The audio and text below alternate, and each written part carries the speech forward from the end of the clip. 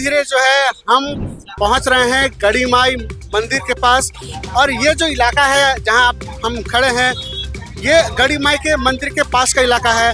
और जैसे कि आपको जानकारी में होगा, ये इलाका जो है कम से कम 15 किलोमीटर तक फैला हुआ है। लाखों की तादाद में श्रद्धालु आ रहे हैं। ये पूरा इलाका जो है खचाखच भरा पड़ा है। और इस इलाके में यहाँ पे जगत भी हैं और काफ़ी श्रद्धालु भी हैं। तो आइए, एक श्रद्धालु हमें यहाँ मिले हैं, हम आपका इनसे रूबरू करवाते हैं, इनका परिचय लेते हैं। नमस्कार जी।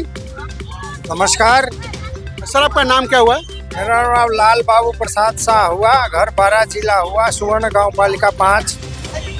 तो सर, जैसे कि आप इस मेला में आए हुए हैं, तो इस मेले का खासियत क्या है? क्योंकि हमें सुनने को मिला है कि ये मेला काफ़ी समय बाद लगता है। तो आप थोड़ा इस बारे में हमें जानकारी देंगे? ये गढ़ी माई का मेला है, पंचवर्षीय मेला है, 5 वर्ष पर लगता है।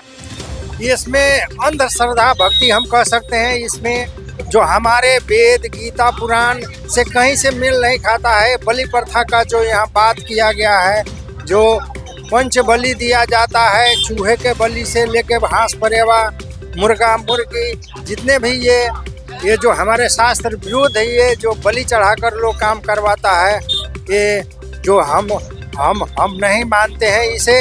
ये इसको एक तो परंपरा बना लिया गया है। इस परंपरा के तहत जो लोग हैं, जो एक दूसरे को देखकर ये बलि चढ़ाना अपने को एक तो मर्यादा मानते हैं, अपना मान बड़ाई मानते हैं, लेकिन हम इसे नहीं मानते। तो सर, अगर आप इस परंपरा को नहीं मानते हैं तो आप किस परंपरा को मानते हैं? हमारे शास्त्र में, वेद और गीता में क्या है? अपने मन का बुराइयां को हटाना है। काम क्रोध मोह लोभ अहंकार, ये सब बुराइयां को हमको बलि देना है। इसके विपरीत हम किसी जीव को लेकर हत्या करते हैं, यदि पाड़ा बोका भैंसा गाय चाहे जो भी को हत्या करते हैं, ये शास्त्र विरुद्ध है। ऐसा करना महापाप है। शास्त्रों में बताया गया है कि एक तो कबीर साहब का वाणी है कि जे अपने लला के बाल उतरवावे, कैंची न लग जाइया, बकरे का बच्चा लेकर उसका गला कटैया, रे भोली सी दुनिया सदगुरु बिन कैसे सरिया।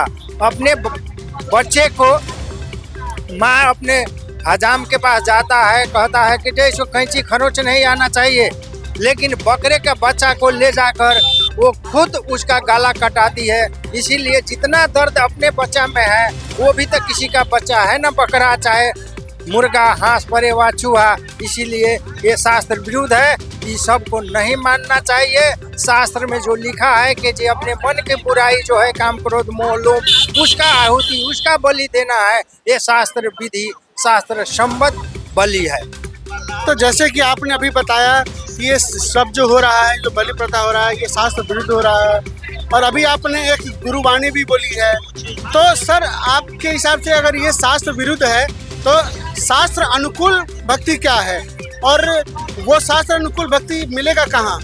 ये शास्त्र विरुद्ध है। तो गीता यदि सनातन धर्म का सर्वोपरि ग्रंथ है, वेद हमारा सर्वोपरि ग्रंथ है, उसमें लिखा गया है तमेव शरणम गच्छ सर्वभावेन भारत। अर्जुन, उस परमात्मा के शरण में जाओ जहाँ जाने के बाद सदा रहने वाला सतलोक अमरलोक और सदा सुख मिलेगा। वो अगर वहाँ जाकर उस सतलोक को खोज करनी चाहिए, जो गीता अध्याय 15 के 1 से 4 में व्याख्या किया गया है। वो तत्वदर्शी संत के को खोज कर उस परम पद की खोज करने चाहिए, जहाँ जाने के बाद फिर संसार में लौट कर आना ना पड़े। इसीलिए हम जितने हैं भटके हुए हैं, ये काल के जाल में फंसे हुए हैं, अशारा लोग इसमें फंस कर अपना जीवन बर्बाद कर रहे हैं। ऐसे कोई बलि प्रथा का पूजा कर रहा है, कोई दुर्गा महारानी का कर रहा है, तो कोई शंकर भगवान का, कोई, ये सब अंधश्रद्धा भक्ति है। इसलिए यदि भक्ति करना है तो शास्त्र के अनुसार ही करे, और शास्त्र में जो गीता वेद में सनातन संस्कृति में जो लिखा है, उस गीता के आधार पर भक्ति करे और सतलोक का रास्ता में चले और सतलोक प्राप्त करे। यही मेरा कहना है। तो सर, जैसे कि आपने बताया तत्वदर्शी संत की तलाश करें, तत्वदर्शी संत के अनुसार जो है बताई गई भक्ति को करना चाहिए। तो सर, वो तत्वदर्शी संत जो आप बता रहे हैं, उसकी परिभाषा क्या है, उसे कैसे खोजा जाए? उसमें गीता अध्याय 15 के 1 से 4 में लिखा गया है कि उल्टे लटके हुए वृक्ष के ऊपर के ओर जड़, नीचे के शाखा वाला जो ये संसार जो है, ये पीपल का वृक्ष है। इसके प्रत्येक भाग को अलग अलग से पार्ट कर जो परिभाषित कर बता दे, उसे तत्वदर्शी संत कहते हैं।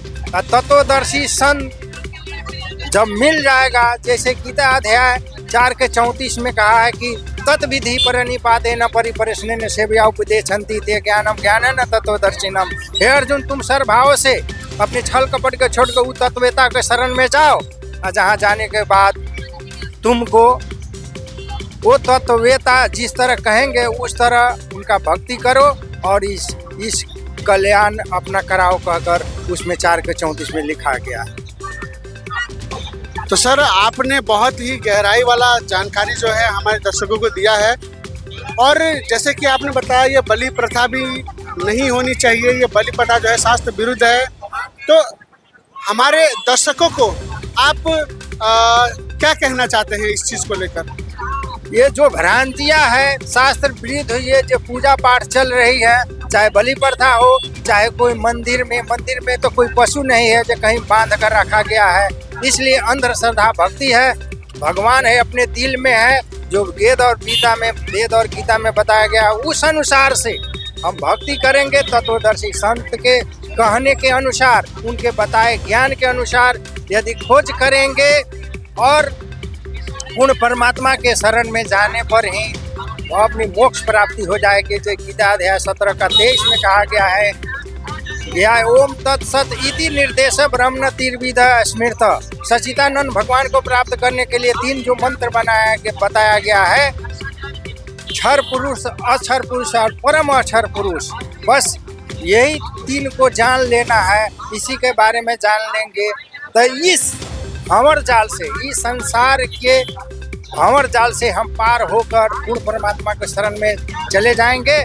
और सारा लोग, ये जो भूला भटका हुआ है, सब लोग इसके शरण में आए। तत्वदर्शी संत रामपाल जी महाराज का जो ज्ञान गुण चल रहा है, आज हमने देखा है, लाखों पुस्तकें बांटी गए हैं। गीता तेरा ज्ञान अमृत, ज्ञान गंगा, जीने की राह और हिंदू धर्म बाह्य, लाखों लोगों ने लिया। यदि वो पढ़कर अगर इसमें जो बताया गया ज्ञान के अनुसार अगर चलता है कोई, तो अपने इस भंवर जाल से उठकर एक तत्वदर्शी के संत के सहारे वो सतलोक को प्राप्त कर सकता है। यही मेरा कहना है।